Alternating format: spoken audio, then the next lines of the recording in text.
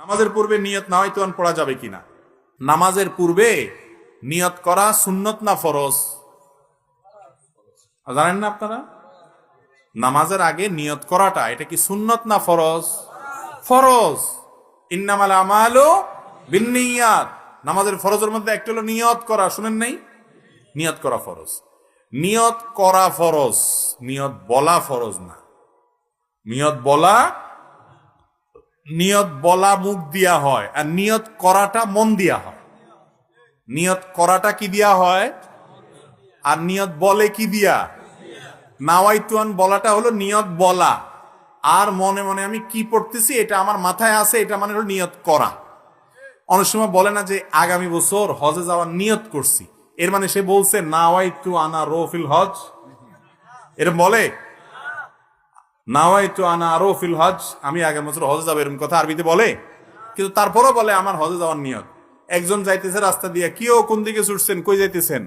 বলে যে ভাই বাজারে যাওয়ার নিয়ত করছিলাম। সে কি নাওয়াইতুন পড়ে আসছিল?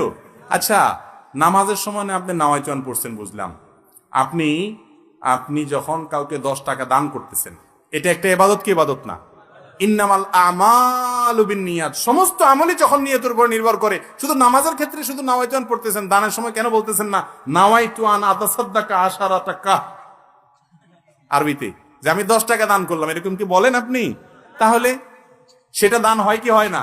আপনার নিয়ত আছে মনে মনে, আল্লাহ তোমারে খুশি করার জন্য আমি এই মানুষটাকে 10 টাকা দিলাম, বাস আল্লাহ তাআলা সব দিয়ে দিবেন। তো যে আল্লাহ এটা বুঝে, আল্লাহ নামাজেরটা বুঝে না?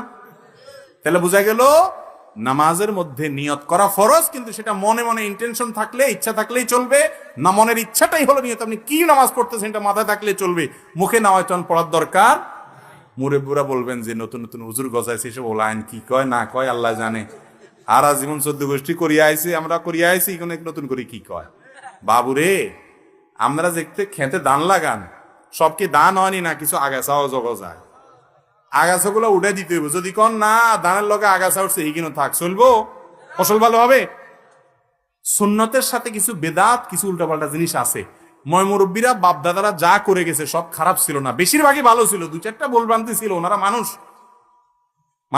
না কয় না বাপ দাদা যা করে আসছে এর উল্টাটা আমরা করব না।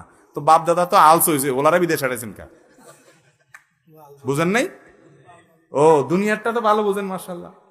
বাপ দাদা আলস হয়েছে, ওলারা কেবেন তুই 14 গোষ্ঠী আলস, তুই আলস হবি বেটা, বিদেশ কিনলে যাবি, এটা তো কর না। সেখানে ঠিকই বুঝেন যে বাপ দাদা এছাড়া সুযোগ আসেন না, তারা এটা করছে, আমি একটা ভালো সুযোগ পাইছি, এটা করি। তো বাপ দাদা যদি ভুল করেন সেটা কি ধরে রাখা যাবে?